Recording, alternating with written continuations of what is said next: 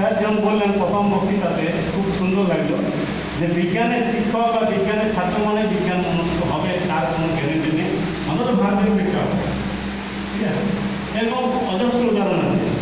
ওই যে অনুকূল ঠাকুরের যিনি শিক্ষা কেমিস্ট্রি, তিনি ওই যে মানে ওই কী বলে অনুকূলের যে বাণীটি, হ্যাঁ, মেয়ের চাকরি মা বা বিপর্যস্ত শ্বশুরবাপ, এইটি যদি তার বোধগম্য হতো সঙ্গে সঙ্গে লাথি মেরে এবং চলে আসবে। আমি আর ইষ্টপতি দেবো তো নাই, তোমাকে আমি সারা বছর আমি ফেসবুক মিডিয়া এবং আমার জনমানসে আমি প্রচার করবো তুমি একটা ভণ্ড, কারণ তুমি আমাকে অপমান করেছো।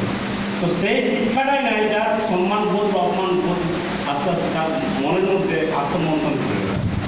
সম্প্রতি আমি আগের স্কুলে গিয়েছিলাম মেদিনীপুরে, সেখানে বিজ্ঞানের একজন শিক্ষক আমার অনেক অগ্রজ রিটায়ারমেন্ট হয়েছেন, তার বাড়িতে আমি উঠেছিলাম।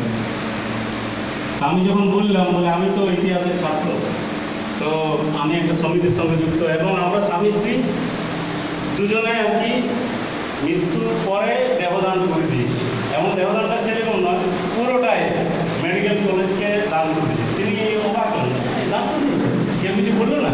কে বলবে? আমার শরীরের অধিকার আমার উপর আছে প্রথম, তা আমি তো সেটা বলে দিয়েছি। তখন তিনি একটু হাসলেন এবং ভালো হলো, যেটা ভালো। তার ছেলে কিন্তু ডাক্তারি পড়ছে, তিনি কিন্তু চাইলে পরে ওটা করতে পারবেন, তারা একটু উন্নত আমি বলছি মানসিকতায়।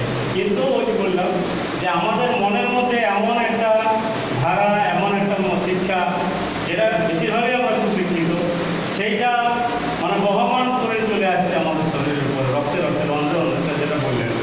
তো সেইটা আমাদের ভেতর থেকে কিন্তু আমরা যদি না করতে পারি, তাহলে শিক্ষাকে শুধু মানে বহনই করতে, বাহন আর বহনই করতে পারবো না। তো সেই জেদটা নিয়ে এগোতে হবে। আমাদের প্রথম সমস্যা বসে বেকার হতে হবে, তাই তো? আমি একটা চাকরি করে ভাবি যে আমার আর্থিক ইয়েটা আছে, সচ্ছলতা আছে, কোনো অসুবিধা নেই, কিন্তু সেই আমার ভাই বোনদের প্রতি আমি কতটা জল দিই যে যারা হয়তো এখন ঠিক মোবাইল টিভি প্রতিষ্ঠিত হয়নি।